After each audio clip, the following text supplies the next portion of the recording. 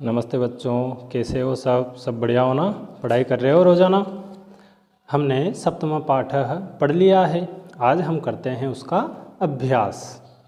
अभ्यास नंबर 1 है उच्चारणम कुरुत। तो इन शब्दों का हमें उच्चारण करना है, जैसे अभवत, अकथयत, अगच्छत, निवेदयत, अपूजयत, स्वपिति, तपति, प्राविशत, अवदत, वदति स्म, वसति स्म, रक्षति स्म, वदति, चरति स्म, करोति स्म, गच्छति स्म, अकरोत्, पठति स्म। उसके बाद प्रश्न नंबर 2 है उदाहरणम अनुसृत्य रिक्त स्थानानि पूरयत। उदाहरण के अनुसार रिक्त स्थान की पूर्ति कीजिए।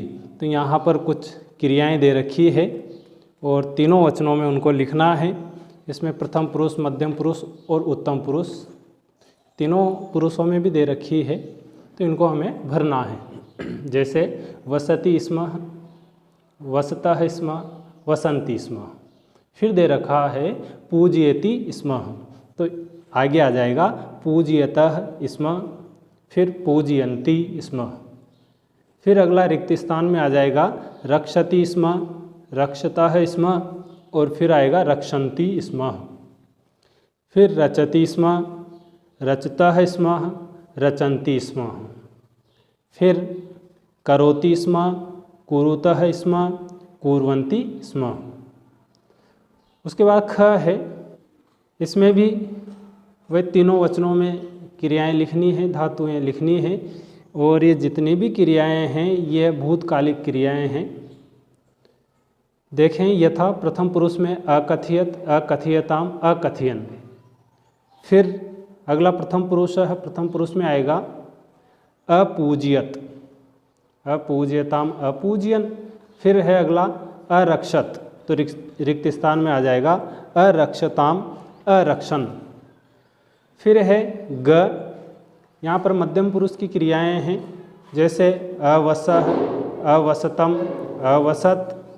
फिर मध्यम पुरुष में आ जाएगा अगला अपूज्य, अपूज्यतम, अपूज्यत। फिर अगला है अरचः, अरचतम, अरचत। फिर घ है, इसमें उत्तम पुरुष की क्रियाएं हैं, यथा जैसे अपठम, अपठाव, अपठाम। फिर है अलिखम, तो रिक्त स्थान में आ जाएगा अलिखाव, अलिखाम। फिर अगली है अरचियम, अरचियाव, अरचियाम। प्रश्न नंबर 3 प्रश्नानाम उत्तराणि एक पदेन लिखत। निम्नलिखित प्रश्नों के उत्तर एक शब्द में लिखिए। ऐसे प्रश्नों का उत्तर हमें एक शब्द में देना होता है। क है तपः प्रभावात् क सखायः जाता, यानी तपस्या के प्रभाव से कौन मित्र बन गए? तो उत्तर हो जाएगा हिंस्रः पशुवः, हिंसक पशु। ख है पार्वती तपस्यार्थम कुत्र अगच्छत। पार्वती तपस्या के लिए कहाँ गई? तो उत्तर होगा गौरी शिखरम, गौरी शिखर पर्वत पर। ग है कह शमशाने वसति, कौन शमशान में रहता है? तो उत्तर होगा शिवः, भगवान शिव। घ है शिव निंदाम श्रुत्वा का क्रुद्धा जाता। भगवान शिव की निंदा या बुराई सुनकर कौन क्रोधित हो गई? तो उत्तर होगा पार्वती। ङ है वटु रूपेण तपोवनम क प्राविशत। ब्रह्मचारी के रूप में तपोवन में कौन प्रवेश कर गए? तो उत्तर होगा शिवः, भगवान शिव। फिर है नंबर 4 कह का कम काम प्रति कथयति। यहाँ पर कथन है, ये कथन कौन किससे कह रहा है? यथा एक उदाहरण दिया हुआ है, वत्से तप कठिनम भवति, पुत्री तप कठिन होता। तो ये कहा है किसने? माता ने। और किससे कहा? पार्वती से। तो माता पार्वती। उसी प्रकार कह है अहम तपः एव चरिष्यामि, मैं तपस्या ही करूँगी। तो ये किसने कहा था? ये कहा था पार्वती ने। और किससे कहा? मातरम, माता से। ख है मनस्वी कदापि धैर्यम न परित्यजति। मनस्वी व्यक्ति, स्वाभिमानी व्यक्ति कभी भी धैर्य नहीं छोड़ते हैं। तो ये किसने कहा था? ये पार्वती ने कहा। और किससे कहा? विजयाम, विजया से, उसकी सहेली से। ग है अपर्णा इति नामना त्वं प्रथिता। अपर्णा नाम से तुम प्रसिद्ध हो गई। तो ये किसने कहा? ये विजया ने कहा। और किससे कहा? पार्वती, पार्वती से कहा। घ है पार्वती प्रीतो अस्मि तव संकल्पेन, पार्वती मैं तुम्हारे संकल्प से प्रसन्न हूँ। तो ये किसने कहा था? ये कहा था शिव, शिव ने। और किसने कहा? पार्वती, पार्वती से। ङ है शरीर माध्यम खलु धर्म साधनम, शरीर ही सबसे पहला धर्म का साधन है। तो ये कहा है वटु, वटु ने, ब्रह्मचारी ने। और ये किससे कहा? पार्वती, पार्वती से। फिर है च अहम तव कृत दासो अस्मि, मैं तुम्हारे खरीदा हुआ दास हूँ, तुम्हारा खरीदा हुआ दास हूँ। तो ये किसने कहा था? ये भगवान शिव ने कहा था। और किससे कहा था? पार्वती, पार्वती से कहा था। फिर उसके बाद प्रश्न नंबर 5 है प्रश्नानाम उत्तराणि लिखत, यानी इन प्रश्नों के उत्तर लिखिए। तो पूरे वाक्य में देना है ऐसे प्रश्नों के उत्तर। क है पार्वती क्रुद्धा सती किम अवदत, पार्वती क्रोधित होकर क्या बोली?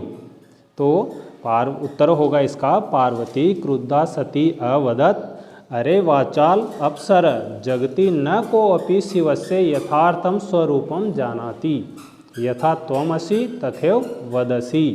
यानी पार्वती ने क्रोधित होकर कहा था कि हे वाचाल, यहाँ से दूर हट जाओ। वाचाल यानी ज़्यादा बोलने वाला। संसार में कोई भी शिव के यथार्थ स्वरूप को नहीं जानता है, जैसे तुम हो वैसे ही तुम बोल रहे हो। ख है कह पाप भाग भवती, कौन पाप का भागी होता है, पापी होता है? तो इसका उत्तर होगा यह निंदाम करोति स तु पाप भाग भवती एव यह शृणोति सोपि पाप भाग भवती। यानी जो निंदा या बुराई करता है वह तो पाप का भागी होता ही है, जो सुनता है वह भी पाप का भागी होता है। ग है पार्वती किम कर्तुम ऐच्छत, पार्वती क्या करना चाहती थी? तो इसका उत्तर होगा तपस्याम, यानी पार्वती तपस्या करना चाहती थी।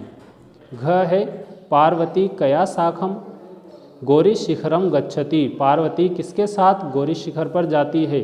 तो अपनी सहेली विजया के साथ। उत्तर हो जाएगा पार्वती विजयया साकम गौरी शिखरम गच्छति।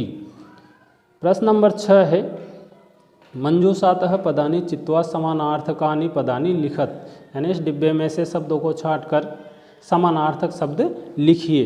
तो यहाँ पर डिब्बे में जो शब्द हैं उन्हीं के समानार्थी शब्द नीचे लिखे हुए हैं।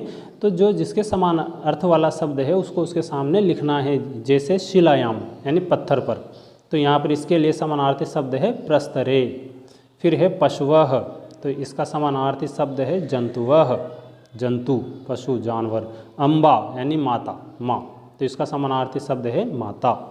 नेत्राणी आँखें, तो इसका समानार्थी शब्द है नयनानी। तुष्णीम यानी शांत, तो इसका समानार्थी शब्द है मौनम। फिर है प्रश्न नंबर 7 उदाहरण अनुसारम पद रचनाम कुरुत, उदाहरण के अनुसार शब्दों की रचना कीजिए। यहाँ देखेंगे कि जो क्रियाएं हैं वह है तो लट लकार की, लेकिन इनके पीछे इसमें शब्द जुड़ा हुआ है। इसके कारण ये जो क्रियाएं हैं ये वर्तमान काल की क्रिया होते हुए भी इसमें शब्द के कारण ये भूतकाल का अर्थ देती हैं। जैसे वसति इसमें, तो इसका जो शब्द बनेगा, मूल जो क्रिया बनेगी वह बनेगी अवसत, यानी भूतकाल में अवसत। उसी प्रकार अन्य शब्दों को बनाना है। जैसे क है पश्यति इसमें, तो इसका शब्द बनेगा अपश्यत। ख है तपति इसमें, तो इसका बनेगा अतपत। ग है चिंतयति इसमें, तो इसका बनेगा अचिंतयत। घ है वदति इसमें, तो ये बनेगा अवदत। ङ है गच्छति इसमें, तो इसका बनेगा अगच्छत। फिर आगे और भी धातुएं दे रखी हैं, यथा जैसे अलिखत बना रखा है, और ये किससे बना? लिखति इसमें, लिखता था, तो अलिखत। उसी प्रकार क में कथयति इसमें, तो इससे बनेगा अकथयत। ख है नयति इसमें, तो इससे बनेगा अनयत। ग है पठति इसमें, तो इसका बनेगा अपठत। घ है धावति इसमें, तो इसका बनेगा अधावत। ङ है हसति इसमें, तो इसका बनेगा अहसत। उसके बाद है ध्यातव्यम, यानी ध्यान देने योग्य बात। तो इसमें देखेंगे इसमें इत्यस्य प्रयोग है, इसमें शब्द का प्रयोग। अब क्यों होता है, क्या अर्थ होता है, तो इसके बारे में है कि यदा वर्तमान कालिके धातुभिः सह स्म इत्यस्य प्रयोगः भवति तदा ते धातवः भूतकालिक क्रियाणाम अर्थम प्रकटयन्ति। यानी जब वर्तमान कालिक धातुओं के साथ स्म शब्द का प्रयोग होता है तो वे धातुएं भूतकालिक क्रिया का अर्थ प्रकट करती हैं। यथा जैसे पठति स्म, तो इसका अर्थ निकलेगा पढ़ता था। गच्छति स्म यानी जाता था। उसके बाद इसमें दो शब्द आए हैं, एक तो पंचाग्नि व्रतम और अपर्णा। तो इनके बारे में है कि पंचाग्नि व्रतम क्या है, तो देखें चतस्रिषु दिक्षु अग्निम आदाय सूर्य से निर्निमेष दर्शनम पंचाग्नि व्रतम। यानी चारों दिशाओं में अग्नि रखकर सूर्य को बिना पलक झपके देखना ही पंचाग्नि व्रत है। फिर है अपर्णा। तो क्या है अपर्णा, तो देखें तपस्या क्रमे पर्णानाम अपि भक्षणम पार्वती त्यक्तवती अतः सा अपर्णा नामना प्रसिद्धा। यानी तपस्या के क्रम में पत्तों को भी खाना पार्वती ने छोड़ दिया था, इसलिए वह अपर्णा नाम से प्रसिद्ध हुई। तो ठीक है बच्चों, आशा है कि आपको ये अभ्यास कार्य समझ में आ गया होगा।